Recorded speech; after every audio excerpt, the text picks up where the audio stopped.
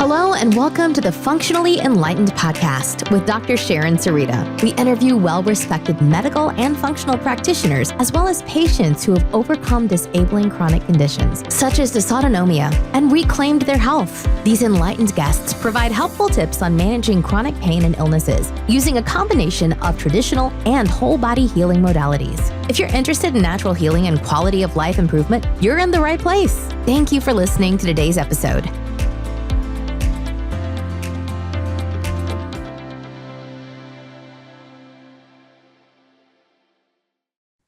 Welcome back to the show, everyone. Today, we're diving deep into the complex world of environmentally acquired illnesses. And we have a true expert joining us today, Dr. Lauren Tessier, who I'm very excited to introduce you all to. She is a naturopathic physician and the leading voice in the field of mold-related illness. Through her practice called Life After Mold, she's dedicated to helping individuals navigate the often challenging journey of recovering from environmental exposures of all types. Dr. Tessier is also the vice president of the International Society for Environmentally Acquired Illness, and this shows her commitment to advancing education and awareness in this critical area. With a focus on understanding the intricate connections between our environment and our health, Dr. Tessier brings a wealth of knowledge and experience to the table. So please join me in welcoming Dr. Lauren Tessier. Oh, thank you for having me. I'm so excited to be here and to chat with you. This is wonderful. Yes. So Dr. Tessier, can you share a bit about what led you into the field of environmentally acquired illness? Was it a personal or professional turning point that inspired this focus? Yeah, I would say that naturopathic medicine in general really examines the impact of what we put into our bodies as a driver of health. So in a way, whether it's food, or the environment or stress or the things that we physically consume, whether it's orally, inhalation, or psychologically, there's, the environment versus the person.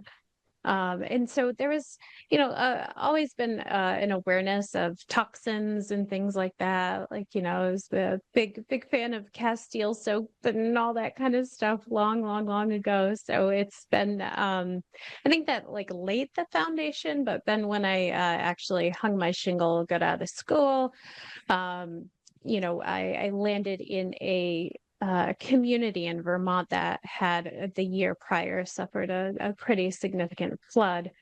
And I realized that there were just so many difficult cases that weren't responding to your typical, treatments like fatigue and brain fog. That's vitamin D, iron, B12, easy peasy. No, it wasn't easy peasy. And then come to find out there was, people having their home offices in their basement that they had quote unquote remediated. And then it just kind of opened up from there. And, I've had, probably since moving to Vermont and getting set up in practice, I would say, I think I'm on currently number 1, 2, 3, 4, probably number 6 for mold exposure and mitigation and taking care of things. So when I tell people that I know what it's like firsthand, I truly walk the walk and talk the talk. I think having my own experience, and then really, any provider will tell you that usually they have their own experience that moves them in a direction, but also at some point your patients start to choose you, and they start to drive you in a certain direction too. So, molds just become my passion, and it's something that I really just love learning about. I think it's so interesting, and I do really believe that it's one of the farthest reaching issues that everyone, no matter their socioeconomic status, can experience, no matter what the shape of their home looks like. I think it's just so often overlooked, and I really think it's one of the true drivers of chronic illness for people. And in our community, we have a lot of, testing that's been done over the years, like Vibrant Wellness, and just looking at overall environmental toxicity. But I work with a lot of people who are suffering from implant illness, and I do see mold illness type symptoms that they correlate, or they very much align with what they're going through. And so that takes me back to my own personal journey. When I first became ill, it was immediately after a surgery.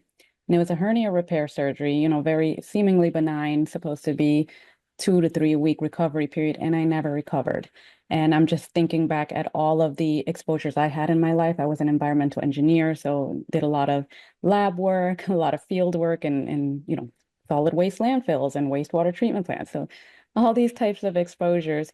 But what really triggered me was this surgery. That was the turning point for me.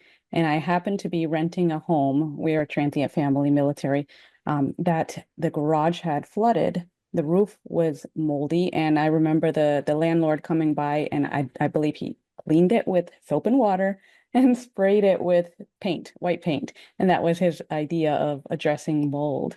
Can you tell us a little bit about what people can look for, or what kind of symptoms they might be experiencing when they're subjected to these types of molds? Oh my gosh. So I would almost say everything and anything. And I know that might be frustrating for some, but I would say before you dive into it, a good tip or a good tip off is that the things that you're doing to improve yourself aren't working. You're taking the probiotics, they're not working. Like I had mentioned earlier in my early experiences, you take the vitamin D, it's not working. You're taking hormone replacement therapy, not working. So it's a little bit of a black box. You put in one thing and you expect the outcome out the other side. And when you go inside that black box, which in this metaphor is the body, and what comes out the other side is not what's expected. I always tell people, it's in my experience, of course, it's usually mold. What I have seen is that the biggest ones for my clients are brain fog, fatigue, disrupted sleep, very disrupted sleep, headache, sinus pressure, kind of face pressure, GI complaints. I think that's probably the bulk of them. But then after that, there's a smattering of them throughout every system of the body. And the reason why our mycotoxins are amphipathic. So they like water and fat, right? So they can just course very easily through all parts of the body and easily gain entrance into cells.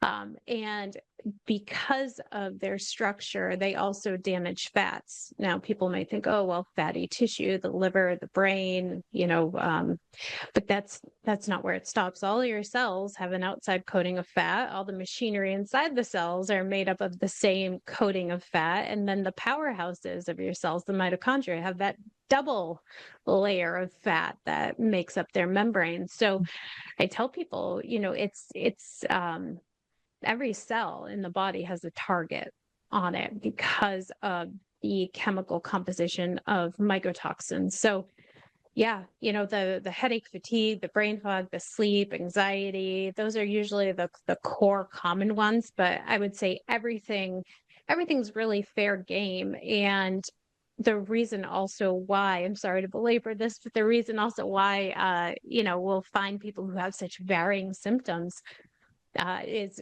realistically because they're coming to the table with different things, different nutritional status, different genetics, different levels of exposure, different types of exposure, different lengths of exposure, all that. But the kicker is that folks are, where we come into this world with our, like I mentioned, the genetics that are unique to us. And quite often, we have a little bit of a Achilles heel, so some person might have a genetic tendency towards a GI issue, whereas other folks might have a genetic tendency towards a cardiac issue.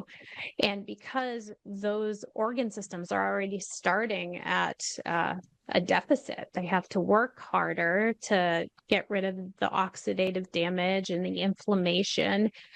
When you overload the system with more of that damage and inflammation, they're going to be set back even further than the rest of the system. So that's why, we see people who have cardiac issues. That's why we see people who have neurological issues. That's why we'll see people with GI issues. So, it's just such a wide swath from person to person. But, again, the signs are treatments aren't working, and there's a huge component of brain fog, fatigue, sleep issues, anxiety. And but I'd say that's, it in a nutshell, so to speak. Yeah, and we do see it as very bio-individual. So when you see clients, and even just in your research, from a naturopathic perspective, are there any common underlying imbalances that you're seeing with them, with your patients? Can you ask the question again? I think I'm not understanding. Yeah, sure. So from your perspective as a naturopathic physician, are you seeing common underlying imbalances in the patients that are coming and presenting with these type of symptoms? No. It's all different all across the board for folks. There's no, one person, there's no everyone has a B12 issue, or everyone has a liver detox, sluggish liver, or anything like that. It's just, the common ground is that they're all mold exposed, of course, right? And sometimes you have to dig deep into their background, their history to get to that information. Yeah. Well, I would say I'm lucky because life after mold, it's in my name and my practice. And I named it that way simply because I had one experience back when I was doing primary care with a client where I suspected mold. I very kindly and gently, suggested it. And understandably so, the patient became very angry and very upset because it's a 4-letter word. People hear mold and they hear you're dirty, you don't take care of your home, and that's not true. That couldn't be further from the truth. Mold, like I said, mold happens to everyone. Like, we become victims of a circumstance. So after that, I never wanted to experience that again. So, yes, I very specifically named my practice Life After Mold so people would know, like, this is what I do. So I'm very lucky and blessed that the people who come to me are typically ready to consider it in their life. And in your experience, do you see that these clients have already exhausted all of the traditional, yeah. And often they've already exhausted a lot of the other types of mold treatments that exist out there. Yep. Yeah. So what are some of the key diagnostic challenges that you might have when you're trying to differentiate between these things like mold illness, and in our world, we call it Asia syndrome, which comes from implants or any adjuvants really, and then other autoimmune conditions maybe?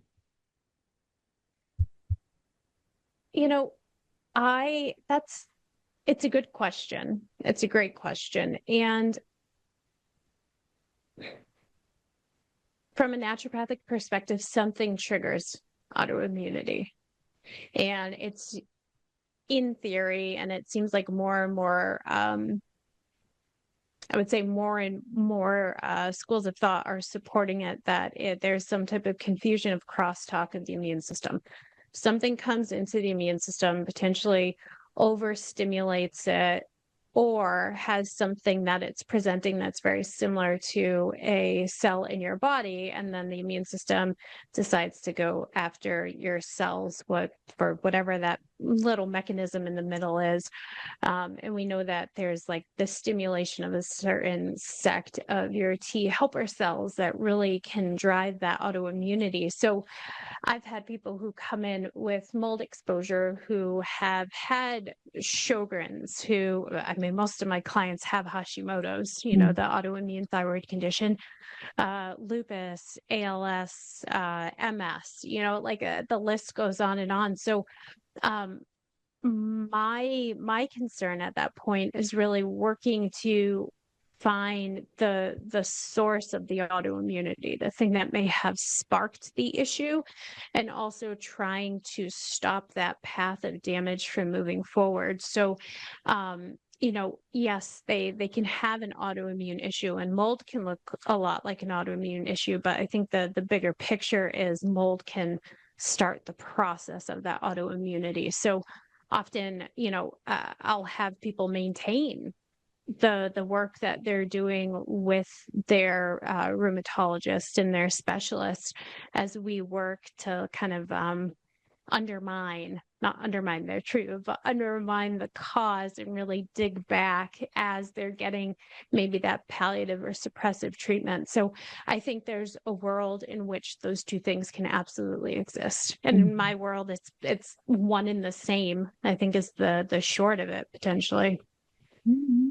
And how does the overall concept of total toxic burden factor into the complex cases? Is it more like multifaceted? Are you targeting multiple things at the same time, or do you have a process to like a top-down approach? That's a good question. I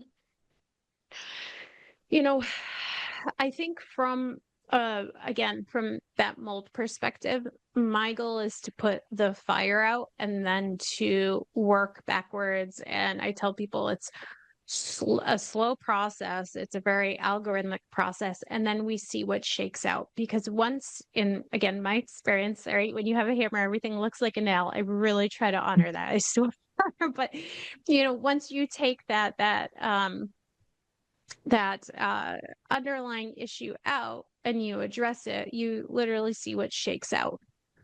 Their Lyme disease of many, many years, their IgM and IgGs drop off, or suddenly they're able to secrete and excrete more heavy metals, or they're dissolving the biofilms that come along with the mold, and there's also more potentially a chelation effect that comes along with it. So I always do mold first, just as a rule of thumb, because of the immune dysregulation that can happen. And it's, we say immune suppression, which is a really loosey-goosey term, but it's really dysregulation because you have that increase with that autoimmunity. So it's really pulling off that dysregulation, seeing how the body then handles with its liver function, clearing out any of the remaining toxins after you've addressed the mold exposure. And,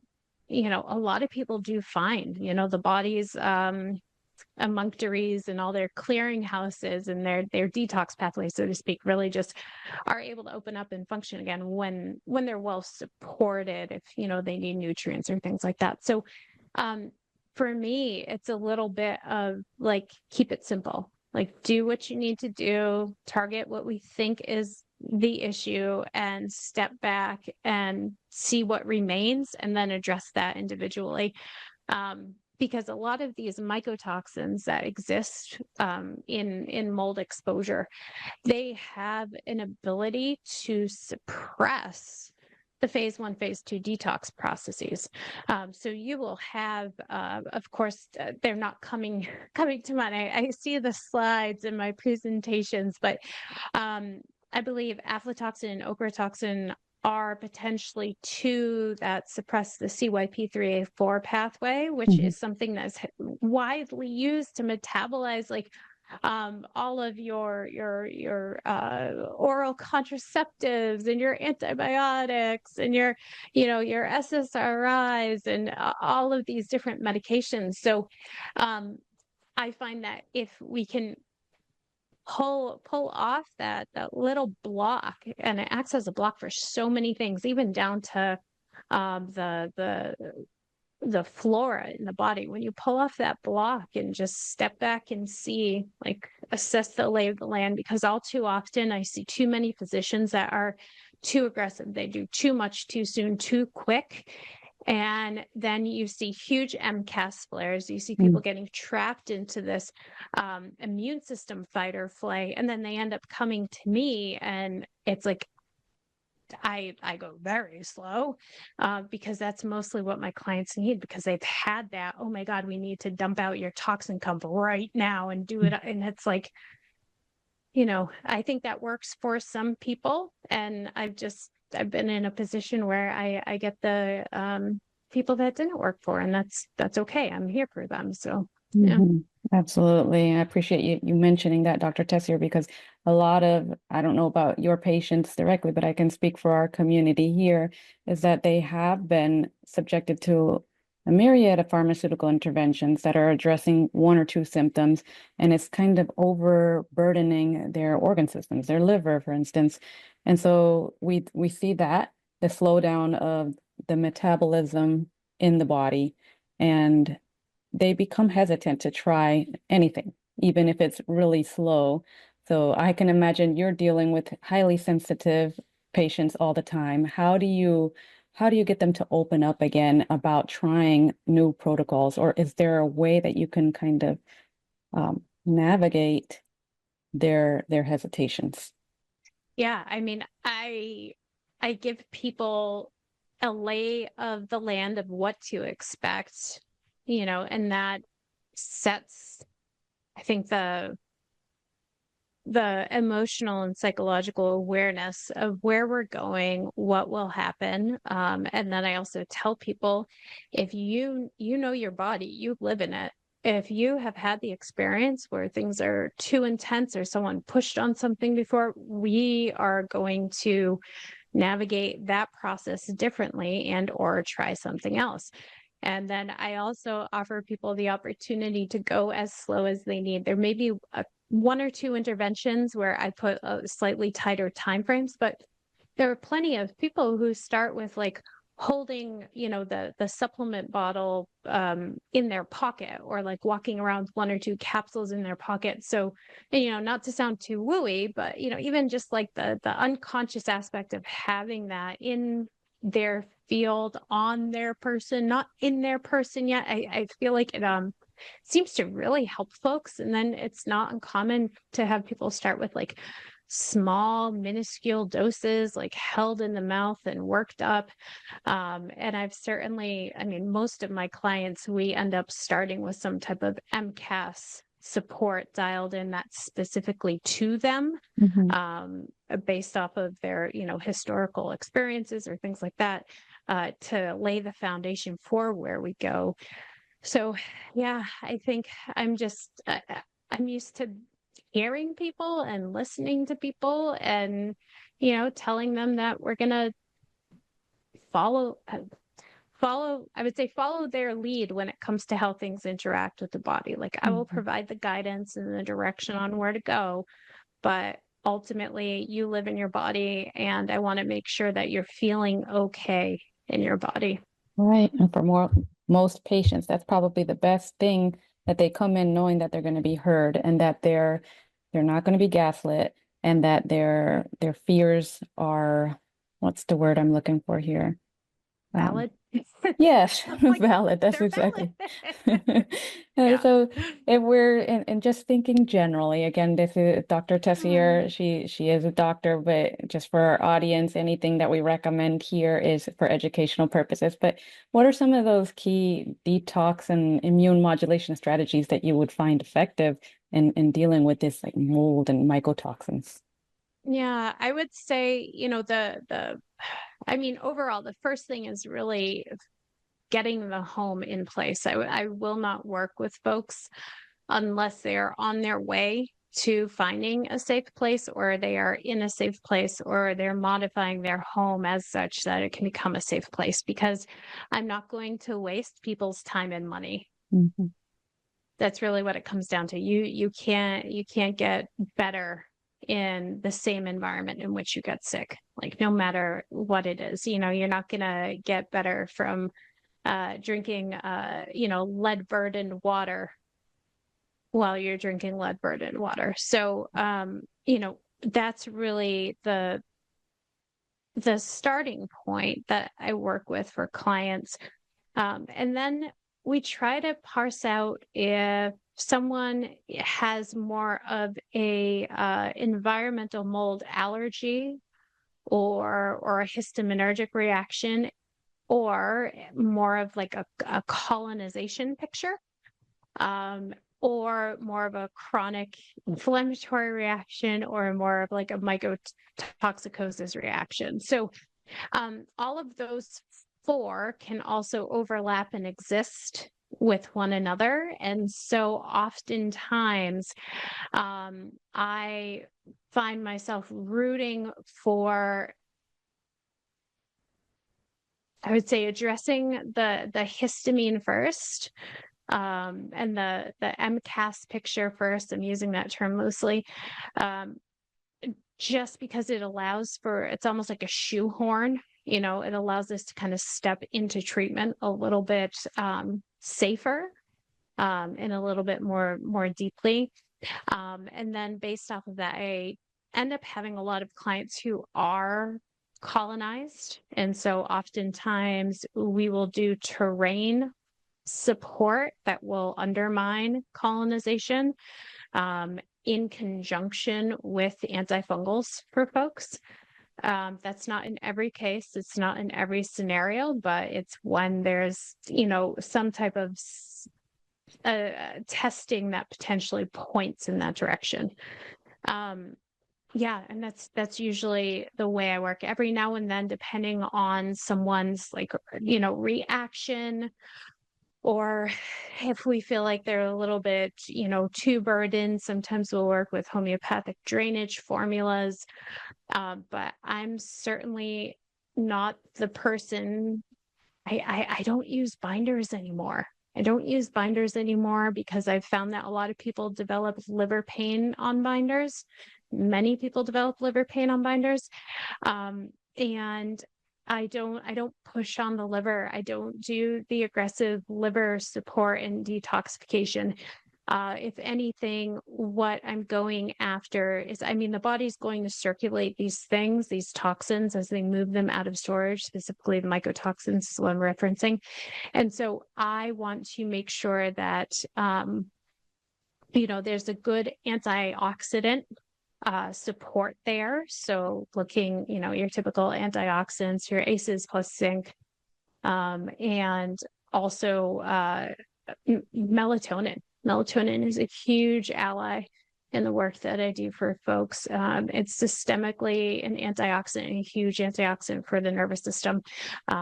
So that's another core part of the work I do. So it's really modified to the person, understanding of I would have to say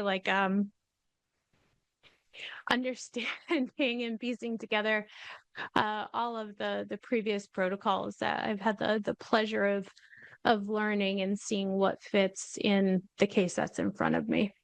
Very interesting. And I like that you mentioned the binders. That's something that we do lean on, more specifically when people are remineralizing. So say for instance, you do an HTMA or a SpectraShell, like a micronutrient panel. And there's a lot of people who, when they try to bring on these minerals, maybe they're just not ready for it. Maybe they have to do some neuroplastic training. And like you said, come back and visit things that can set off their mast cells before provoking or causing this provocation when you're trying to balance your nutrients. So just really curious to hear that. And I've heard it from a couple of people recently, actually, that they could not tolerate the binders very well. Mm-hmm. So very interesting piece there. Yeah. So, and it's not just to follow up on that. It's not just the cholestyramine. It's the Welchol, it's the charcoal, it's, all the gentle things. And now a lot of people are moving away from things like zeolite because they're worried about heavy metal contamination with zeolite. And so, if people are very much like, I need a binder, I'll say, increase your fiber and make sure that you're increasing your water along with the fiber. There's not tons of evidence out there that fiber is going to interfere with medication delivery, or it's not going to do a lot of the stuff that we find with these over-the-counter or pharmacological binders. And again, I've just had so many people have the liver fallout, I've had so many people have severe liver symptoms with binders that, it's just not part of my paradigm really anymore. Yeah. Yeah. And what are some other ways that you go about supporting the organ systems of elimination? Yeah, I mean, I would say like the simple things. It's fiber, water, binders. A lot of the probiotics end up we won't say binding, but they end up metabolizing a lot of these mycotoxins into their intermediate and kind of final metabolites, kind of rendering them more safe in their transit outside of to the outside of the body through the stool. Mm. Yeah, if I'll put people on multis if need be, like, well-rounded B6, B3, B1, then B12 folate as kind of I would say the secondary drivers. I want the ones, threes, and sixes. I think realistically, I think they should be the primary concern before loading on the B12 and the folate. And yeah, and magnesium is another wonderful one. I would say potassium too. Potassium is largely overlooked, especially in our POTS cases. Like I think people have had the fear put in their heart around potassium, especially where over the counter people can only get like 99 milligrams. And yes, there is a bit of a cardiac concern if you overdose on potassium, but it's like, I think the average person needs 4,500 milligrams of potassium a day, and we are insanely deficient in the USA in our diet. So, potassium is another huge component that I end up working with people, and our choline too. Choline as a part of our cell membranes, and also what's needed to get the toxins into the bile. So yeah, there's a few other things that I definitely encourage people to be on. But again, we always go low and slow, and all interventions are realistically separated out by 3 to 5 days a week or longer, depending on what the person individually needs and what they've historically tolerated. So that way we can see what's been helpful or what's not, or what moves the needle or what causes a flare. And God forbid we cause a flare 10 weeks into treatment and we have no clue what it was, So, yeah, I'd say it gets all the supports are really dependent on what I see in front of me. Mm-hmm. Yeah, and you mentioned the POTS community where, they're always searching for an electrolyte balance or an electrolyte mix. And there's so many on the market, but really a person can just, they have to do trial and error sometimes and measure out the amounts of potassium citrate or magnesium citrate and table salt, not table salt. Let me just clarify, like the trace minerals added salts like Celtic or I'm drawing a blank. I think it's called Ancient Minerals is the name of the brand. But that with the squeeze of lemon is going to trump other mixes. But I know, a lot of the people in the chronic illness community, they don't have the energy to even do that much. So they rely on supplements that are pre-mixed. And so things like Element and Ultra Pure and things like that. Do you have any top picks for you and your clientele? Yeah. I like the Jigsaw usually because I get good adherence from kids, the Jigsaw fruit punch, and I'll often add the trace minerals keto electrolyte to it because of the high potassium percentage there. If they can swallow pills, I'll often have them tease out the potassium 300. I can't remember from what company there. And if they can't access that, then Dr. Berg has some really nice higher potassium electrolyte mixes. And they have some funky flavors that you can't get elsewhere. Like they have this like tropical pina colada one, which isn't terrible, So yeah, it's a little bit of like a mix and match for me. And you're right, there's so many people with brain fog in this process, and that's what actually drives me crazy about the neuroplasticity stuff and about the dietary concerns, because you have someone coming into you and they can't remember how they got from work to home, even though they drove their car. And you expect them to meal plan. You expect them to make sure that to remember the avocado that's passing their lips isn't high or is high histamine. You're expecting them to sit down and do how much time of brain retraining every day when, that requires so much like biochemical mental energy, like glucose and ketones to the brain, whatever your pure fuel is, whatever diet you're doing. But it just requires so much mental, emotional, and actual kilocalorie energy to jump into the neuroplasticity and do all the diet modifications. I tell people like that the time will come. Yes, there is benefit to it. Yes, there is a certain time for it. It will feel right when the time comes, but if someone, can't get out of bed and I'm asking them to do these brain retraining programs that, take up 2 hours, maybe more of the day, I can't do that. I just want you to eat.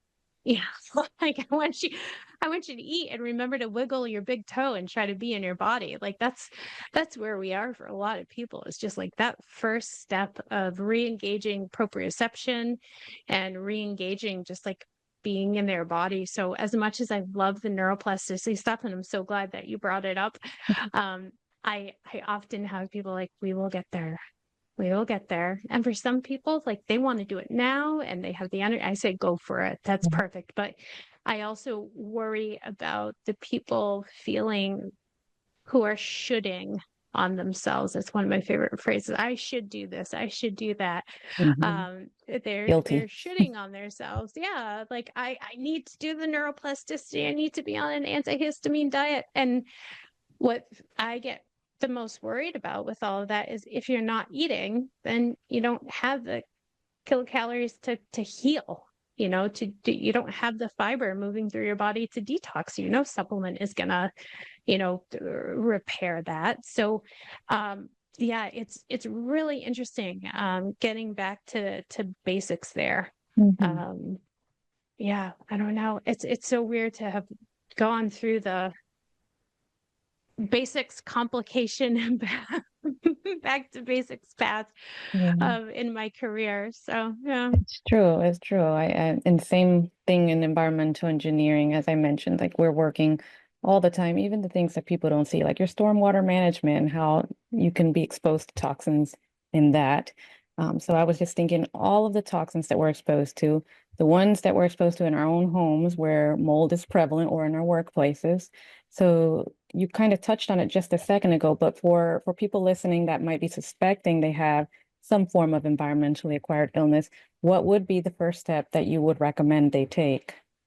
Yeah. So in general, aside from identifying what's happening in the home, in the environment, and sometimes the body testing comes before the home testing, depending on, what's happening for the person, timing, financially, how soon the IEP can get there.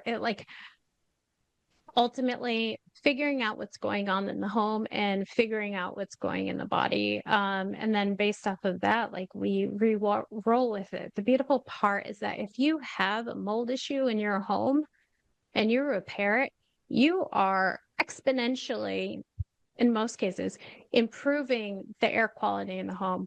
I don't know what else you improved in there. You could have pulled out some rare, odd toxin that's developed from, molds metabolizing a paint from the 1940s. I don't know. Right. Like there's unbeknown many toxins that's unknown to us that likely exist in a home. And so anything that people do to improve the home, we all have to humble ourselves to. We think it's this, but we know it's that, just like we treat Lyme, you put people on Doxy, you don't know what else you're clearing out from the body when you do those things. So I take it as like an overall positive. you encourage people like, let's filter the air in the meantime as you're awaiting remediation. Let's get those areas under containment. And let's find you a safe space in your home. Can't find a safe space in your home? Okay, let's get what you need from your home, work on getting things going to repair it, and let's get you into a safe space that's outside of your home. So that's realistically always the first step. And like I said, that sometimes comes like before or after testing, just even based on the person's intuition and also what they're seeing in their environment. So Dr. Tessier, I do appreciate your time. Can you share with our audience how they can learn more about the work that you do and your resources? Yeah, of course. This has been a pleasure. So, folks can find me at my website, lifeaftermold.com, and they can also find me across all social media channels at Life After Mold. And I also have a newly launched podcast called the Life After Mold Podcast, which is also available across all major streaming services. So, I definitely invite people to come check that out. And you go to my website, sign up for the newsletter, and you can get my free ebook. Mini ebook, Mold Prevention 101. So yeah, I really appreciate being on here today. You asked some really fun questions, and it's not always the opportunity to get this complex and into the nitty gritty as I had with you. This is really wonderful. Thank you so much. We do appreciate it 100%, and make sure to share all of the resources you just listed and the links to your podcast and your freebie that you're offering. So thank you so much for that. Thank you. All right. And thank you to our audience. We'll see you on the next one. Take care.